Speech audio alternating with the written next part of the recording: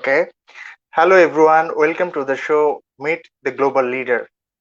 It is an initiative by School of Entrepreneurship Development, and we, as the executive members or directors of School of Entrepreneurship Development, we arrange many webinars in which we invite many global leaders. As this platform is followed by many top-notch university students, many youths, I think it will be a great learning experience for all the youths who are living in Bangladesh and abroad. We are very much happy because we have with us none other than very energetic, very agile, and she's no less than a Wonder Woman, Orsi North. Hello, Orsi. Welcome to the show. Thank you very much for the introduction. That was very nice of you. Thank you.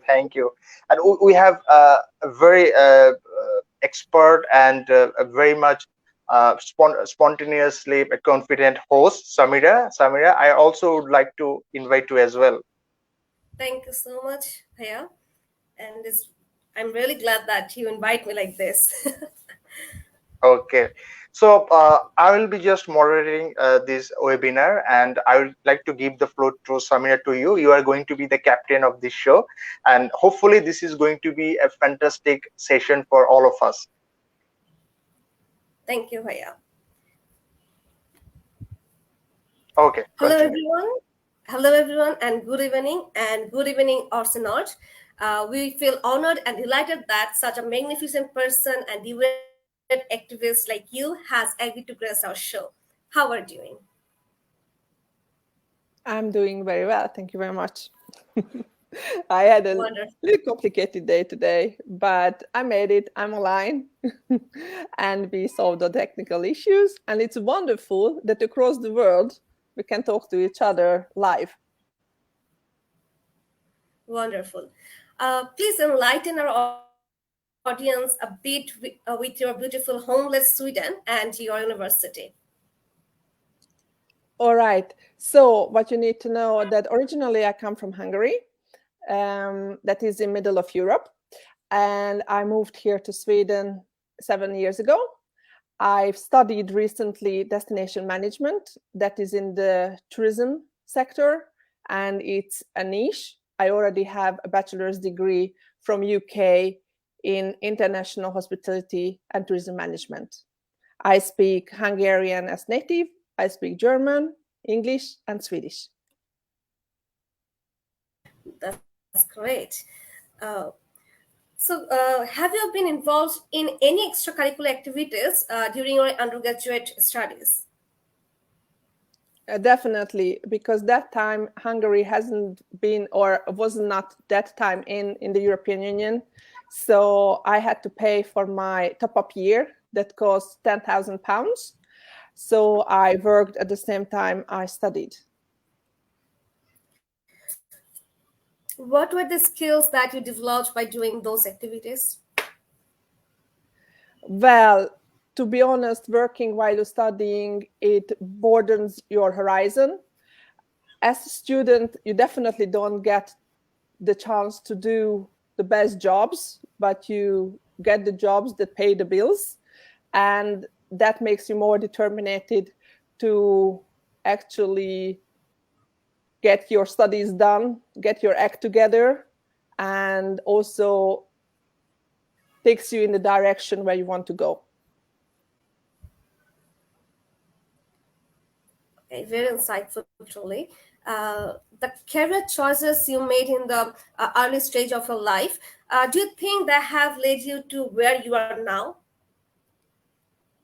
Some of the decisions I made based on my heart, because I was in relationships, and you definitely need to listen more to your brains or mix it with your heart, because that way you can really be where you want to be. I have itchy feet, you could say that, because I lived in Switzerland, I lived in UK, I'm living in Sweden now. I had a project in the United Arab Emirates recently, and it's a kind of drug. I mean, tourism for me is not only a profession, but it's also my passion. So definitely when you choose a profession, it should be your passion. So that way you can do the work better. And I also feel that I love to explore the world. I love to meet new cultures. I love to be in new countries. I also feel rootless in that sense. For me, it doesn't matter if I'm in Hungary or if I wake up in Switzerland or if I wake up in US. I can instantly adapt to the local surroundings because I've been raised like this. I've been doing this. So I'm looking forward to the next step, maybe the expo in Osaka in 2025. Very insightful, truly. The career choices you made, Well, we are human beings. Samira, sorry, Samir, sorry to interrupt you. I'd like to come up with some complimentary questions. So I would like to hear about some experience that you have gotten from the Bangladesh Expo in Dubai. Would you please share with us? The Bangladeshi pavilion. Yes, Yes, yes. I was in Dubai for 7 months. I arrived there already before the expo started. The expo started the 1st of October, and I was already there from beginning of September because we had the training before. And during this time at expo, I had also the time to explore the pavilions. There were 192 country pavilions, but in total, there were 260 pavilions with organizations and partners who also took part of it. And I went to the Bangladeshi pavilion that was in the sustainability district. It didn't have an own theme pavilion, but it had one of those that Expo provided for those that not necessarily had the funds to build their own pavilions. It was a cute small pavilion where I saw the Bangladesh leader all over in a statue and on pictures. And when it came to history, I also saw your National Day when you talked about your bloody history and the cultural performance. And I also learned that Bangladesh is really big when it comes to agriculture and textile business.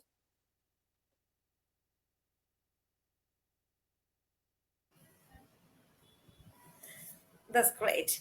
That's great to really know that you are there and you meet our people. And next question is mine, that we are human beings and we all make mistakes that improve us to become a better version of ourselves. Will you kindly share with us which career mistake or mistakes has given you the best or biggest lesson? Oh, definitely there were a few, but I'm very enthusiastic and at the same time I'm very honest. And depends which country you live in or which country you work in. Honesty can be understood that you are rude, or it can be understood for rudeness. So that what I learned from that is definitely that do your intercultural studies and intercultural relations to learn about the country wherever you want to work.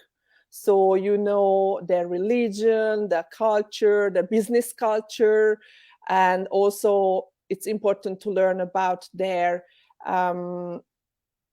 holidays as well, because for example Ramadan for me in the UAE was a new thing. The expo finished when Ramadan started, and it was a completely new experience that during the day people fasting, then of course it's very unpolite to eat or drink outside on the streets.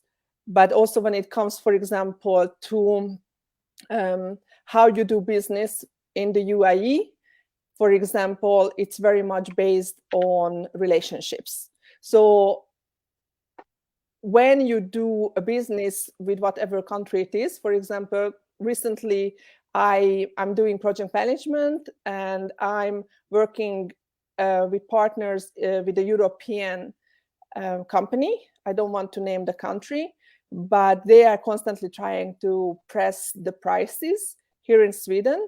and they constantly try to negotiate the prices. But when it comes to a point when the Swedish people find it very rude, because when they say that this is our final price, then they mean it. So intercultural relations and studies are super important wherever you want to go in the world and whatever you want to work with, and also to adapt to the local surroundings and to the local culture. It's really good to know that. How much do you think the field of youth leadership have changed in the past 5 years in your country or Germany and worldwide, in terms of diversity and availability of opportunities? How much do you predict will change in the next 5 to 10 years? I could tell you like this. On paper, we try to have no discrimination and equal rights and equal opportunities for everybody. But since Europe is very attractive, whatever location you choose that you want to be, if it's Sweden, if it's Norway, if it's Germany, you have to start with learning the language. Even though in most places they speak English, eventually, if you want to come deep into the business and you want to be successful, you need to learn the local language. I also see that more and more freelancers are hired for projects, which is going towards the gig economy. So whenever you are not needed, then off you go. And then otherwise, when there is a project, the project can be 1 month long, but it can be even 2 years long. And it depends how well you perform.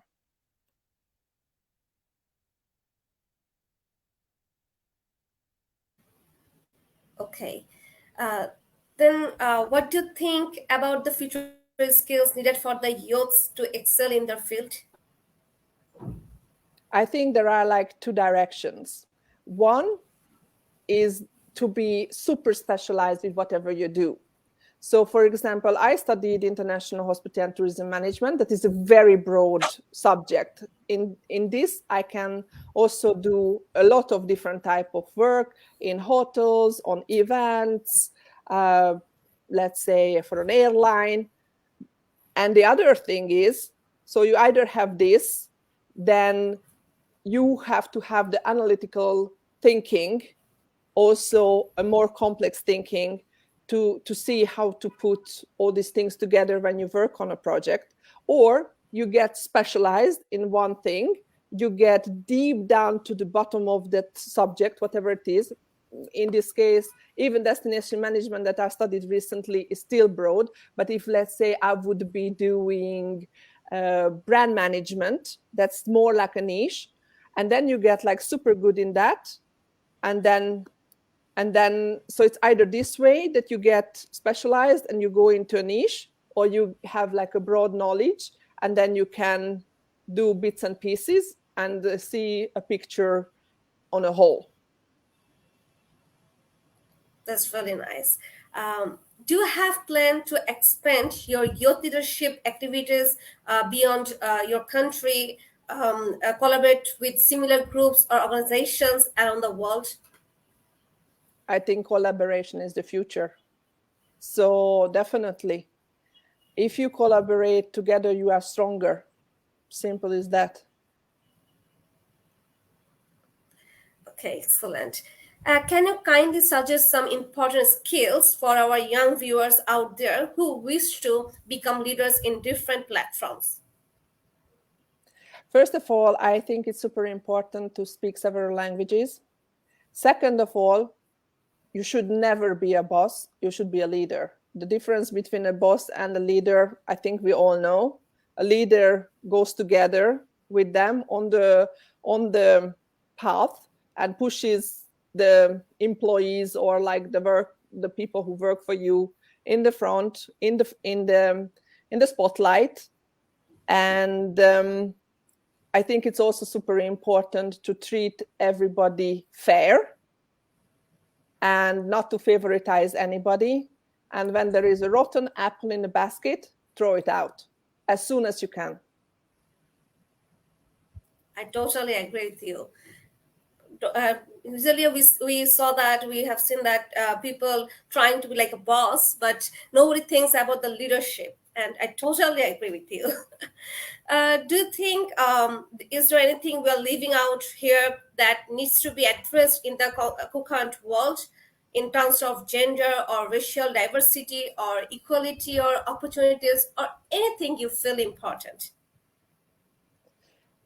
I'm a mom, so I can definitely see that there was a stop in my career because I got a child.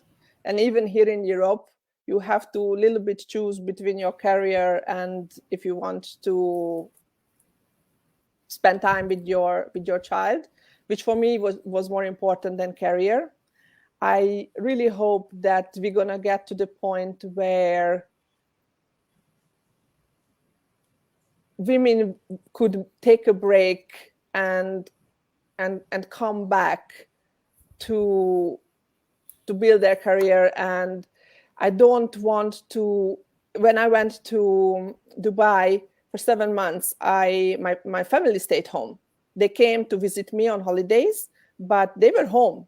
So I definitely want to see that more men take part in family life, helping their wives or their partners to be successful and to fulfill their dreams and desire. And it's always like a give and take. So right now we are also thinking, what should we do next? Should we stay here in Sweden or should we move to another country? Right now, I feel that I would like to go.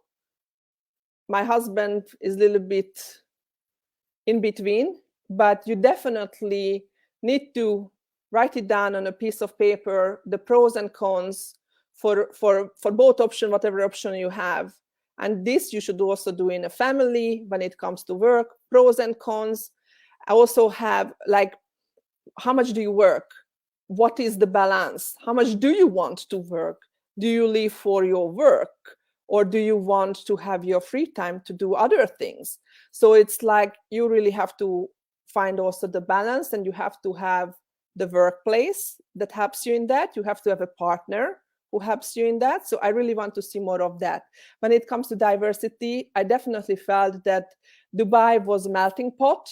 I also lived in London, that was a melting pot too. In these places, I didn't feel discrimination. I felt much more equal than in some of other European countries and cities where, let's say, the locals are more conservative. So my suggestion, whoever wants to move wherever, is that you should adopt to wherever you go. What I would like to see in the future is that equal chances for both men and women, definitely, and support from men, because we were the ones who entered their working world, right? And it's still designed more for men than for women.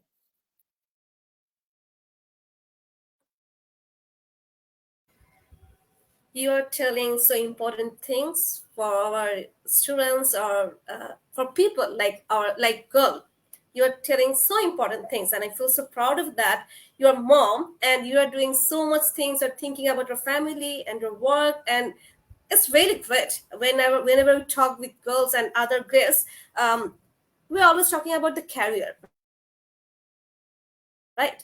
But we never talking about these things. The small things is important in our life. It's not outside of our life that you have to maintain your family and also your work. That's really great. It's really great to know that. I would like Moidin Bhaiya to join with us because I finished my questions with you, and uh, are you there,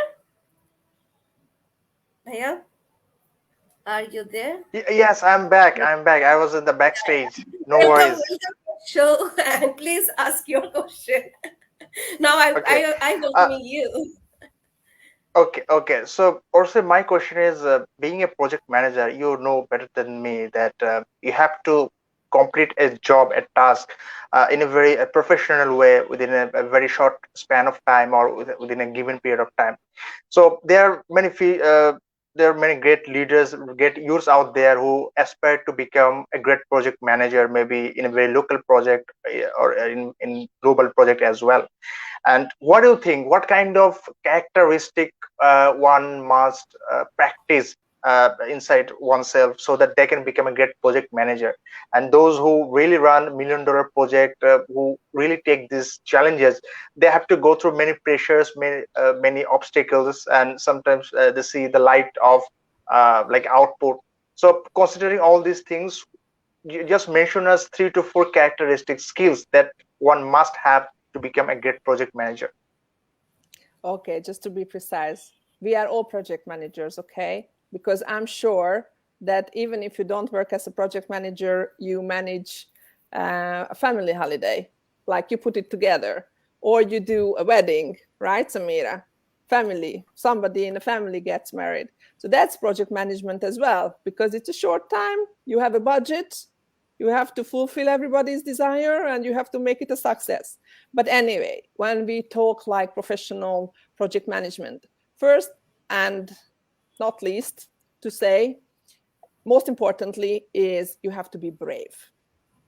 You have to have the knowledge of what you do. You have to see all the puzzle pieces. You also have to have the patience. And then you also have to have a structure. Because if you don't have a structure, you don't write like questions and answers. You don't write your to-dos. You don't have Excel sheets of contacts. You can get lost very easily. And then it becomes like a labyrinth. And what you also need to know about project management, if you accept the project, it can be very time consuming, and it can mean that you sleep less and you work more. It can be also that you skip weekends, but you also work on your weekends. Maybe not the whole day, but at least you need to look at your emails in the morning or in the evening, because not necessarily that everywhere in the world people work at the same days. In Europe, we have Saturday, Sunday free. But in Dubai, for example, until New Year's, it was Friday and Saturday that was off. And I think you have exactly the same. So in that sense, it would reduce to 4 days of work days, Monday to Thursday, if you would work across the globe. So in project management, I would say these are the top skills you need to have in place to be able to succeed.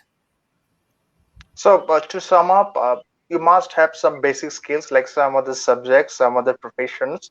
And at the same time, considering the challenges, there might come some time when you can just do this just like this, or you might have so many sleepless nights. So it all depends on your work, the project that you're taking in. So this is the kind of message our youths can take from this session. So, Orsi, here I would like to approach another question, that is, no matter how much theoretical perspective you know, how many theories I know, Samira knows, uh, I think practical is the main game. So, in practical field, how many projects you have conducted? Would you please share some very like interesting stories which will really blow our mind, and we can also take some experience from you. I've been working 20 years, so that's a lot of years. But one interesting thing Any was interesting story? Any interesting story, or okay. maybe a brave One story? interesting story. One interesting story was I was sitting in an office in Helsinki. I was working on a computer, and then a guy came in with like it was winter time, but he had like the hat in the face really, really like deep, so you could just hardly see his eyes. And then, and then me, I was like me. Hi, how are you? How can I help you? Are you hiding from someone? Are you famous? And it turned out that he was Mika Salo, the ex-Formula One driver. So Oh my goodness. I was bold. And then there was another occasion where there was guiding in Stockholm, it's my teacher. She was guiding a very VIP, didn't know who he was. And then the guy was like, "Oh, there's a McDonald's here. There's a McDonald's there. There's a lot of McDonald's is here." And then my teacher was like, "Ah, this is really disgusting. It's like unhealthy food." And the guy was like, "But I'm super happy because I am the European head of McDonald's." So Oh that was my like, goodness. that was number two. Then there was another occasion when there was a speech by an African country at Expo. It is an English-speaking country, but still the president had very difficulty reading his own speech, which I think you should definitely prepare if you are a president. And then I really felt like, what's happening? Is he sick on the stage? Does he need water? But of course, you don't go there and start asking. But anyway, speech was kind of done.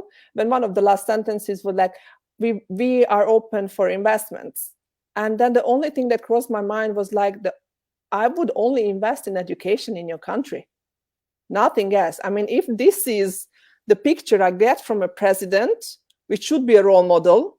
So me, a leader, I should be a role model as well.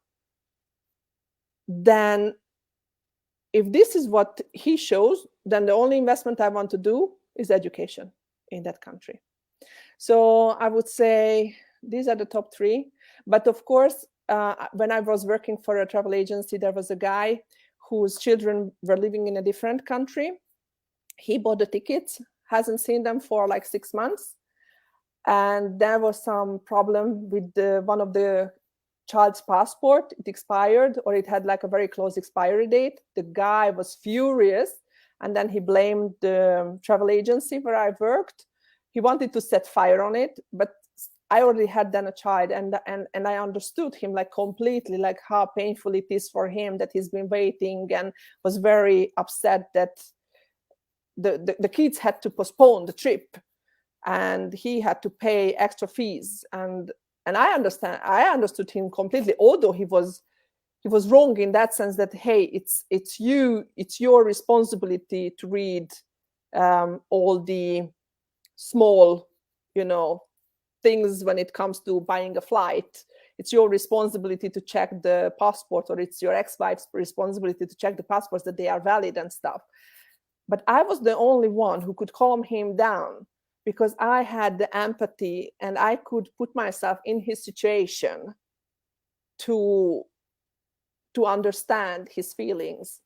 And then in the end, it got fixed, and he thanked me, and even my whole office thanked me that I could fix they call it the crazy guy, and the situation, which I really think it's important that you put in the other person's shoes whenever there is a situation, because you need to understand, or try to understand,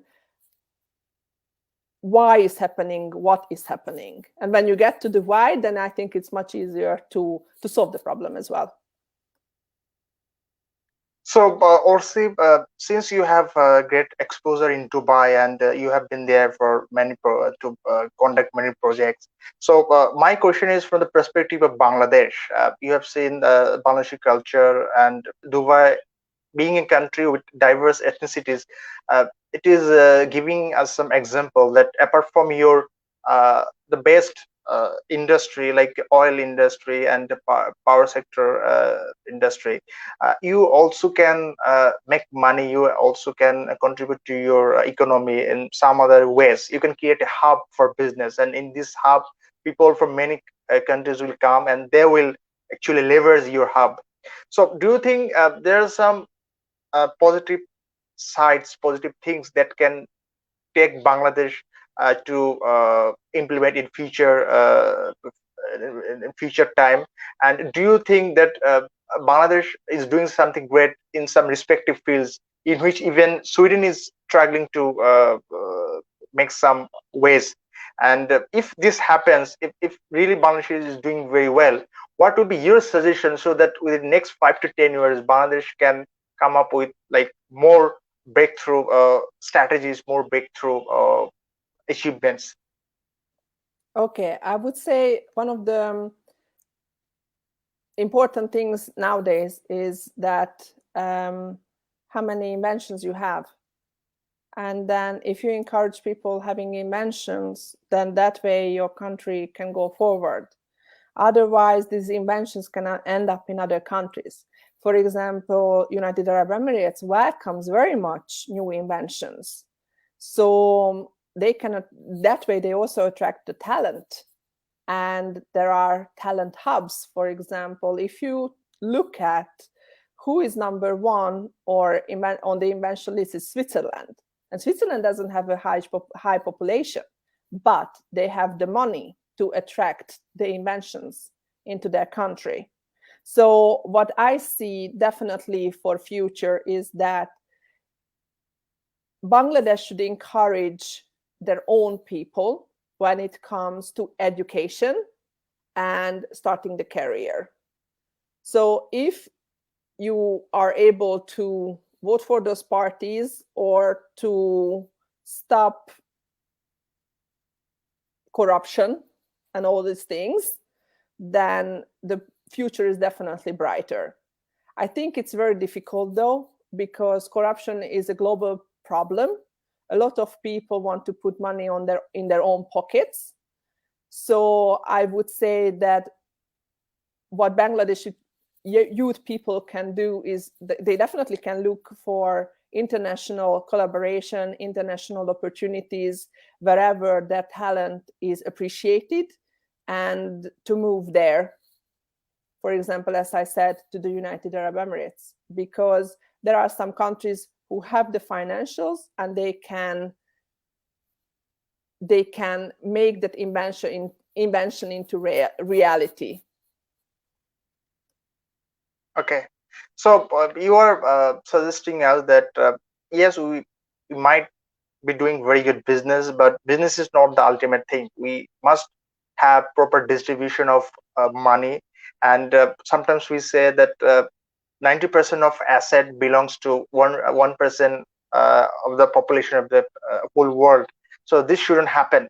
And also you have touched on the political structure, the corruption, and some other mismatch that are going on. So if we can if we can come out of these issues, then definitely the future of Bangladesh should be very bright. And I hope that the kind of message that you are giving, the kind of experience you are sharing with us, lots of positive sides will be taken by our youths, and they will work for more collaboration with like our other global partners, our other global leaders, and ultimately it will add up to our positive initiatives. So this was really a very nice sharing of you, and I hope that we will not do such kind of thing which goes uh, uh, against our country, against our like citizens. So at least we will maintain our ethics, our values, so that at the end of the day humanity wins. So this is the ultimate fact. So I have another question to you that is very crucial nowadays, that we all are talking about sustainability, environmental sustainability. Any business that you are doing, any initiative that you are coming up with, it has to go with eco-friendliness. If you look at China, if you look at India, and if you look at USA as well, they have tremendous amount of resources. They are doing great business, but at the same time, they are coming up with bad impacts to environment, and this is ultimately going to contribute to climate change. And do you think that sustainability issue has to be taken very seriously? And I might inform you, many companies like Nike, Adidas, and some of the top-notch Fortune 500 companies, just like chief financial officer, just like chief marketing officer, they are hiring chief sustainability officer. So this is going to be a new trend. So what is your thought about sustainability, and do you think it will define next industrial revolution? Okay, let's say we already have the industrial revolution. We already have the fourth industrial revolution. I live in Sweden. Sweden is a leader in sustainability, but sustainability is not only environmental, it's also ethical, it's also about us. It's not only the environment, it's also how should I say that? Sustainability is the way forward. So it's not, I wouldn't even call it a trend, it's a must. Sustainability has to be seen even at your own home. You close the taps, you don't take half an hour long showers, that you buy the amount of food that you eat. So sustainability is also, for example, in tourism.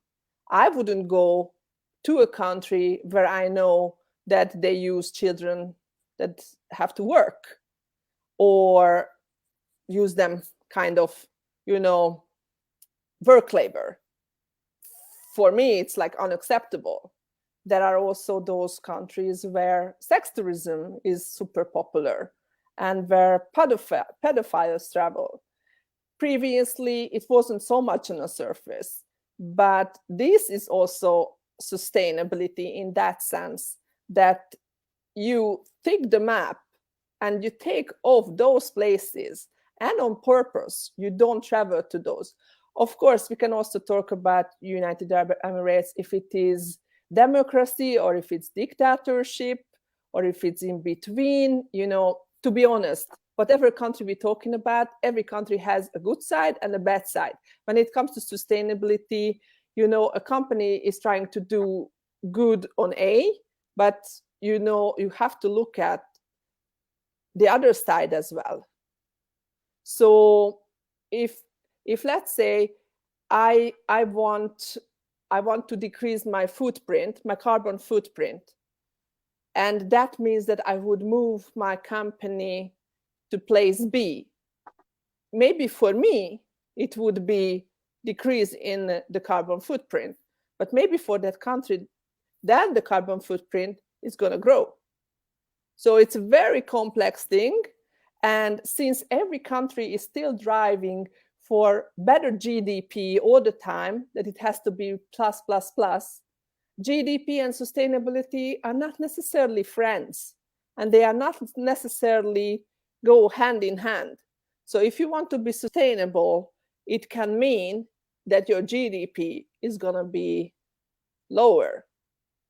So it's a very complex thing, but we definitely whatever on our own yard can do for sustainability, that we should definitely do when it comes to garbage, not to throw it in nature, not to throw it in the sea.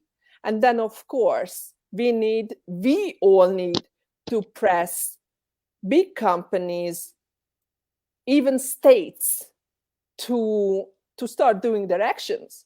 If you look at Italy imports Swedish garbage.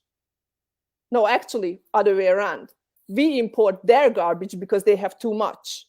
What Sweden does, we burn the garbage that comes from Italy, and we use it for central heating. But how sustainable is to bring that garbage to here? You understand? So maybe if we would do a little bit less good selective garbage and recycling, because Sweden is like super good in on recycling. We recycle like 99% of the household.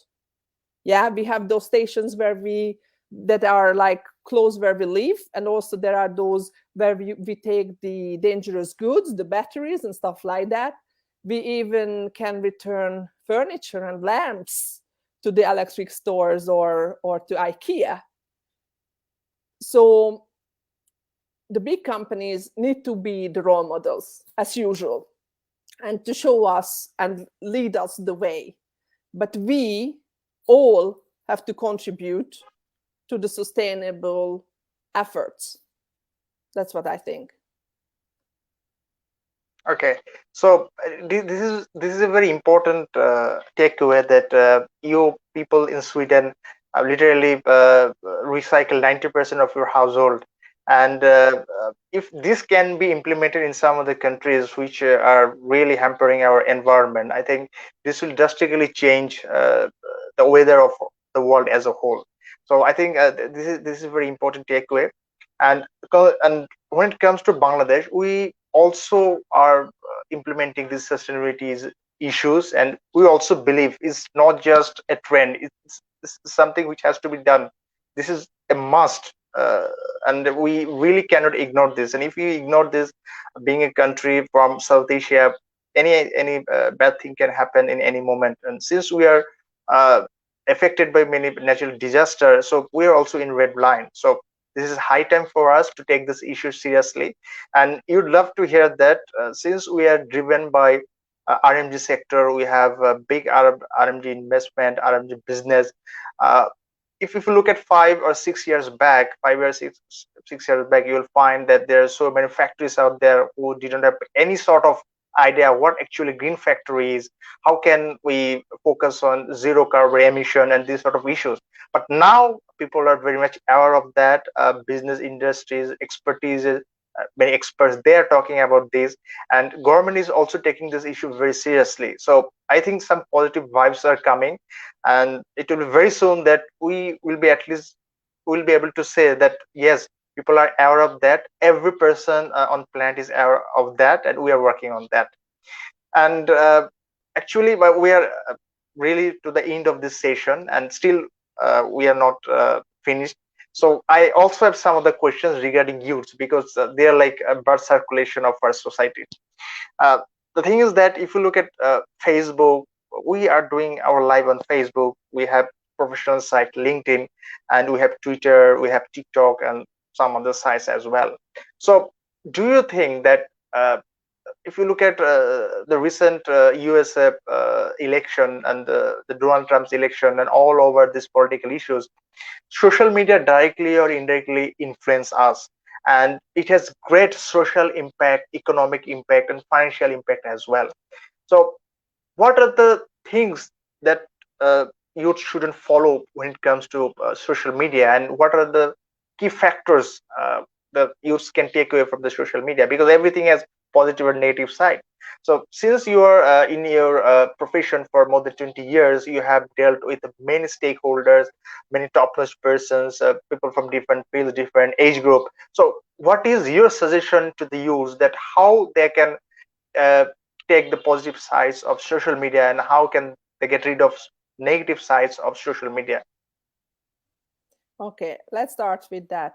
You shouldn't believe everything that is online. And it doesn't only apply to social media, but it also applies to news. There are a lot of fake news out there that they try to take the people in some sort of direction. So you should be super critical, whatever you read, to look at the sources. And even on social media, look at the sources. Whatever video comes up, whoever it is, I mean, with today's AI, everything can be manipulated. You can look at it on YouTube. They made an AI with Barack Obama. So they made him say things that it was actually not him saying that, but it was an actor who looked very much like Barack Obama with the same tune. And you would have thought it was Barack Obama, but it wasn't. So when it comes to social media, the other thing that is super important is that don't try to impress anybody. What is the point? You should know your own value. And still, when you are on social media, have it private. Have your privacy. When it comes to, I only have now 2 social media. I only have LinkedIn and I only have Instagram. I share 0 family pictures. Here in Europe, I have to even ask my own child if I can put a picture up of her on social media, but I would not share any of that. Nothing about my family, nothing about my family life. But of course, it's your free choice. If that's what you want to do, you want to put yourself out there, do that. But that way, you also give a place to attack. And you never know when you get a stalker. You never know who are the jealous people out there. So I keep my Instagram, I would say, light. And then when it comes to LinkedIn, I only use it for professional purposes. So whatever social media you have, whatever purpose you have with that social media. So if you have TikTok and you love dancing, then put up the videos, fine. If you have LinkedIn, use it for professional reasons. Don't make it look like Facebook. Because I think Facebook in the beginning was good, but nowadays it's like full of crap. And since whatever you look at, you get the cookies, you get the history, it can be manipulated. So let's say if you are interested in Italy, all the ads gonna come up about Italy, to travel to Italy, to see Venice, to buy Italian brands or try Italian food or whatever. So don't be fooled. Also clear your cookies. So your message is very clear. Don't try to impress everyone. Try to have some privacy. And if you really want to expose yourself, I think there are some other platforms, offline platforms, where you can expose yourself. So this is the key takeaway. And also, you think since Facebook has since the beginning, Facebook has gone through so many criticism. We should believe whatever we see on Facebook. We shouldn't believe this just right away. We just do some fact checking, and even if there are some good sources, we also have to be very critical about those sources, because not everything you see on Facebook is true. And I think that this is the key takeaway from your message. Yes, it's not only social media, as I said, but it can be also newspapers, online newspapers, Exactly. online magazines, and news sites, YouTube videos. So it can be anything. You need to be critical, and then you need to look at it from the same subject from other angles, if that whatever they say is true or not.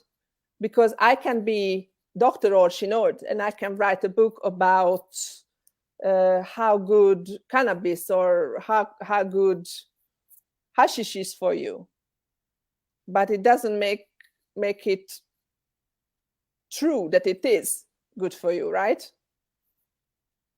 Okay. So let's talk about pandemic, Orsi. In recent period of time, at least we can feel a sigh of relief that no, we're way far from pandemic.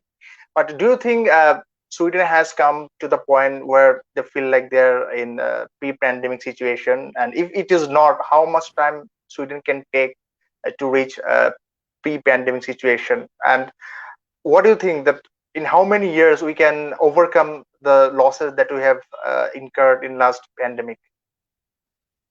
I think we haven't come over the pandemic, but since we have the war between Ukraine and Russia, it went a little bit in the shade, you could say that. And even let's say when this pandemic is going to be over, think about the population. Right now, 7 billion people on this planet Earth. And by 2050, we're going to have an increase. It can go up to 9 billion. So if you think overall about planet Earth, we had the times when we had ice age, when then we had times when it was like this, or when it was like now we have the global warming. So I think you could also say that pandemic, global warming, eventually the planet is going to clean itself, and maybe we're going to die out like the mammoths died out. Never know. But if we continue like we do, then this is definitely not a bright future for humans. So we shouldn't be overconfident about the situation prevailing at the moment. We should be very careful and before we harm the environment. So Orsi, now my question is, if you look at Sweden, it comes to the top of innovation index, and being a third world country, being a country from South Asia, we also would like to know the history of innovation at Sweden, like how the country Sweden has administered uh, like innovation in every corner of the house in Sweden. And particularly, I would like to know about the youths, how they practice innovation, and how much effort do you guys give, like financially, like in administrative ways, so that at least the students, the youths have the practice of innovation going on. Okay, it starts with elementary school, right? Here in Sweden, the elementary school give the children freedom, so it doesn't kill the creativity. I studied myself in Hungary, where you had to do and where you had to study a lot of theory. So my theoretical knowledge being super broad. I knew a lot when it comes to history, geography, whatever. The Swedish one, I wouldn't call it this wide, but it's very practical. It leaves the kids to find solutions. It's not like that this is one solution and this is the solution you have to do. It gives you the problem and then it gives you the opportunity to solve the problem. This way, your creativity stays and develops. Children also have the opportunity to work on computers already at elementary school. There is a lot of group work where they have to also understand how a team works together. An innovation is rarely one person's idea. It's It's a group always project. several. Yeah, I would say, yeah, definitely consider an innovation a group project. But when it comes to make it reality, then we also have the funds for it. And the government also encourages people to have the innovations. We also have innovation events where you can send in your innovations. Then there are prizes you can win. And then Stockholm is like a hub for unicorns. So a lot of businesses have started here on a small scale because they also, the state encourages people to start their businesses, and it doesn't cost much to start your own business. Also, when it comes to paying taxes and when it comes to entrepreneurial studies, you not necessarily have to be one, but the tax authorities offer free sessions, how you can do your bookkeeping, how do you start your business practically, what do you have to keep in mind so you succeed. Because the long-term plan is that this invention, this business becomes successful, so it's going to pay more taxes into the big pot, right? So I definitely see that in that sense, Sweden has understood how they as a state can contribute for people contributing and coming up with innovations or starting their own businesses. So you are emphasizing on the fact that to make people innovative, to make the youth innovative, we must give them freedom to come up with many different kinds of ideas, different kind of solutions. So until or unless we don't give them freedom, they will have no scope to unleash their potential or unleash their innovation. So this is a very key insight from the country Sweden. So that's why they are in top position in innovation index. So we have to take this positive side for our country. We shouldn't bind them to take like some stereotype solutions, decisions. We just give them freedom. Only after that we can have some good solutions. So as you said that Sweden is a country of many unicorns, and we all know the startups, the businesses which are valued more than 1 billion, they are called unicorn. So to build many unicorns and to have that much mindsets, that much people, uh, all have to be very critical thinker. And I have the chances or experiences to study many Harvard business cases. And if you look at the case solving attitude or critical thinking attitude, there must be some characters one must practice. So being an entrepreneur, being someone who is very innovative, just like people in Sweden, what kind of approaches youth should follow, what kind of skills they must grow to be a critical thinker. Like you may say, one might focus on learn any specific instrument, one might focus on learning as any specific knowledge. And you have mentioned a very important thing that I can relate to a country like Sweden and Switzerland, that if you like learn many languages, then your brain works very well, your brain becomes a finely tuned place. So it is also a very good way to become a critical thinker. So apart from learning other languages, what are the ways to become a great critical thinker so that they can implement any uh, solutions in a very well mannered way? I think one important thing is that there is often no right and wrong answer to a question. If you can, Yes, exactly. if you can say why you think A and not B, that can be already a good enough answer. So, and you should also, how should I say that, to step back when others make a mistake, because you learn from the mistakes. So it's not bad to do a mistake. If you don't do a mistake, that it means you don't do enough effort. Okay. And then, of course, when the other person makes a mistake, and let's say you would see the solution, then you can suggest it and then work together. But maybe both of you do the same mistake, or like you do mistake together, and then when you are in the situation, you not necessarily see what you have done wrong. So then you can also show it to someone else, right? But anyway, that is the way forward. Like, if you do a mistake, you can learn from it and you can develop from it. I've done like so many mistakes in my life. I fell on my face. I stood up, had to do like this. Sometimes it went quick, sometimes it took much longer time, but you just have to realize that life goes forward. It won't stop for a single second. So there's a very classical saying that if you want to be successful quickly, try to do as many mistakes as you can quickly, because only after that you can learn quickly. So this is very important note from Orsi, from you. Now, another thing that I would like to add up with you, that is in any critical thinking, in any case study solution, there is no proper yes or no answer.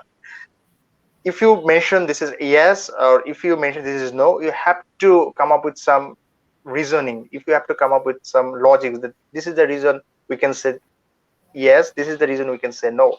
So don't just blindly go for yes or no answer, and rather than that, try to explain something, try to uh, uh, unfold the mysteries of something. So after getting the explanation, people have some idea in which way to go and which way we shouldn't go. So I think it was absolutely a great session from you, Orsi. And as I was saying in backstage, that I would like to invite you in Bangladesh. And if you really believe, if you really acknowledge that you love Bangladesh, if you love School of Entrepreneurship Development, today, tomorrow, you have to come to Bangladesh. So do you have any plan to visit Bangladesh? And if you so, then when it can happen? Right now, I'm busy with the project until middle of July, but after that, I'm feel like a bird. So it's definitely on my bucket list. There are still 150 countries that I need to visit, and life is short. I also think when it comes to school and studies, it's important that whatever you study, you don't only learn the theoretical things, but you also learn the practical things. So when a school not only employs the PhD teachers, but it also has those that come from the industry, it can give so much better insight. And then when you're young, I also suggest that you try different things. You try A, you try B, you try C, and you don't stuck with the thing that you don't like or you don't enjoy, because eventually you just gonna look at the time passing and you're not gonna develop because you block it yourself because you don't enjoy being there.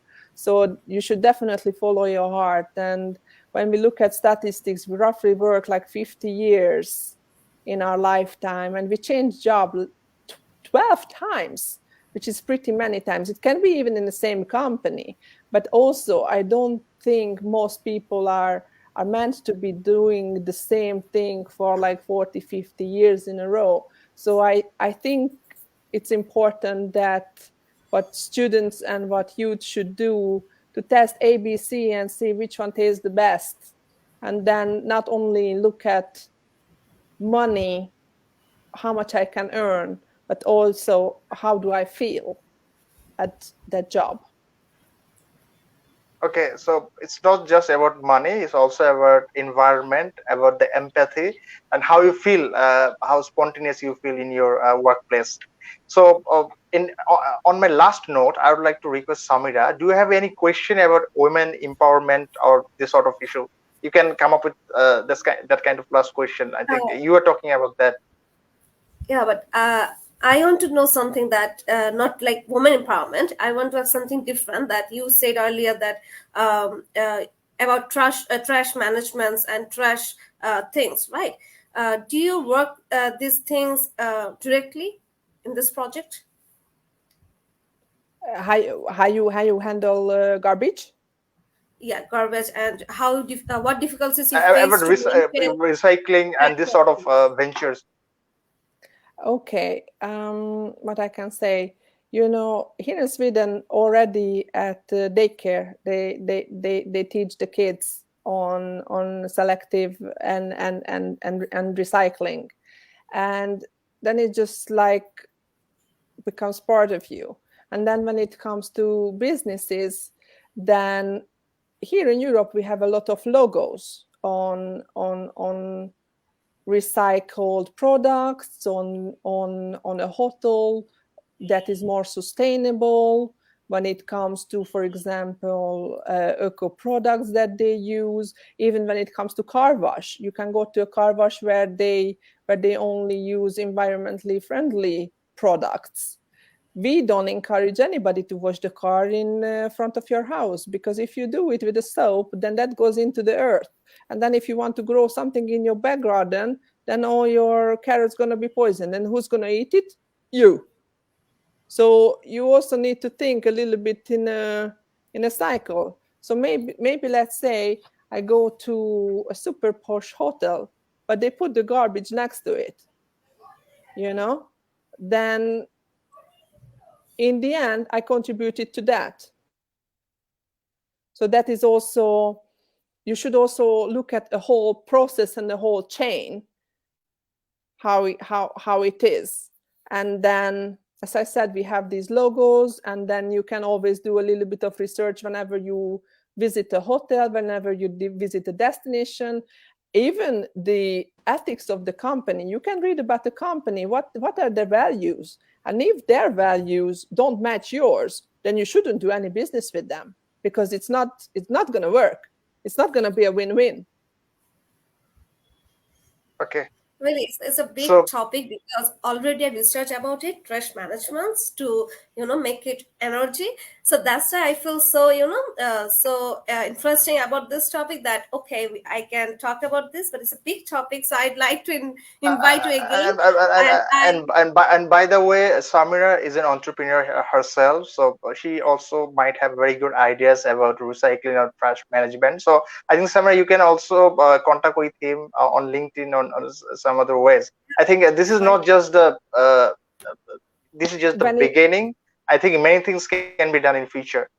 yes, when it comes to trash management, again, you need a little bit, you need conscious, but you also need some money and some ideas. There is a Swedish company that collects garbage from the sea when it comes to plastic bottles and also the fish nets. It's it's Is it's it it's tight? it, no, it's another one. But anyway, one collects it. Then another company came up with a 3D printer that can print from garbage.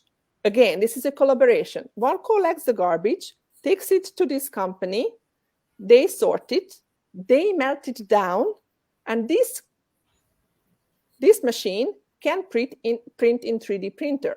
There comes the third party, another collaboration in an architecture company that designed a chair.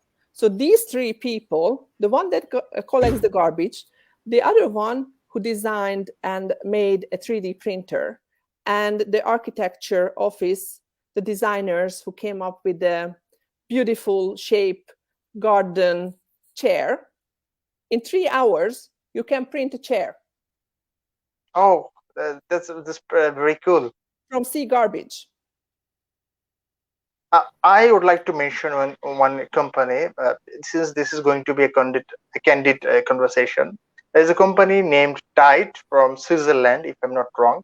What they actually do is they're exploring, say for example, Thailand, the beaches of Thailand, and they're coming up with open notice that just rather than collecting fishes, collect bottles, plastic bottles uh, from seasides, and uh, bring those to us, and we will recycle them, and they just produce watches, they produce notebook, t-shirt, shirts, and some other exclusive products.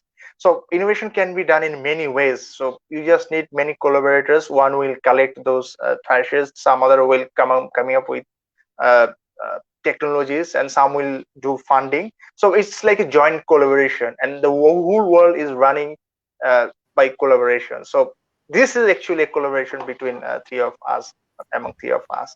So I think the Do you collaboration know in do you know, Mohsin Bhai, that Sweden is the world leader in energy generated from garbage. So it's a very huge part of this, and that's why I'm telling you that please invite Orsi not about these topics. Students will be so uh, uh, helpful amazed. about this session. Right, right, amazed. So So in it's a very future, or say we plan to host another show regarding like trash management, because since your country's global leader, I think we must disseminate this kind of knowledge to our youth. And in this country, for the internet, the world is flat now. The kind of idea that is being introduced, it can be introduced in our country as well, and today tomorrow we have to introduce. And sustainability is not just a random thing, it's not just a random trend, it's a must thing. This is what we believe. So again, if I sum up the whole session, that we would love to say that collaboration is the ultimate thing. If you don't collaborate, you are losing actually. And it's not just about money. Rather than money, you have to focus on your idea, your values, and your ethics. And if you really follow your heart, and if you really follow the values, the ethics, then at the end of the day, it will be an win-win situation for both of us. So again, Orsi Nord, it is absolutely a great honor for us to host you. We have learned so many things from you, and I think the kind of positive things that you're taking with you from us, this will be bringing more friendship between Bangladesh and Sweden in future. I really hope so. I think we should take everybody as they come, and accept them, Yes, because absolutely. because we can learn from each other. Whoever you are, you Right, can learn from me, and whoever I am, you can learn from, or that. So whoever you are, I can learn from you, and whoever I am, you can learn from me. right. So Samira, I think I'm giving you the captainship now. We can just coming up with just final words. Thank you. uh, It has been a wonderful and so much insightful session, Orsinot, with you, and we are really glad that you have spared a great portion of your valuable time to talk with us and enlighten our audience. We wish the very best of your personal life as well as your magnificent, diverse young leaders initiative. Thanks a lot, and we wish to share our stage with you again in your future. Thank you very much. I really hope that I could give some insights and something that people can learn from for the future. And if you have any questions, you can also find me on LinkedIn. And just be bold and brave. Thank Thank you you. so much. Thank you so much. And good night from our side. And we wish you best of luck and very good health. Thank you very much. I wish you the same, and Thank also you. those that were online. Bye-bye. Thank you. Bye. Bye bye.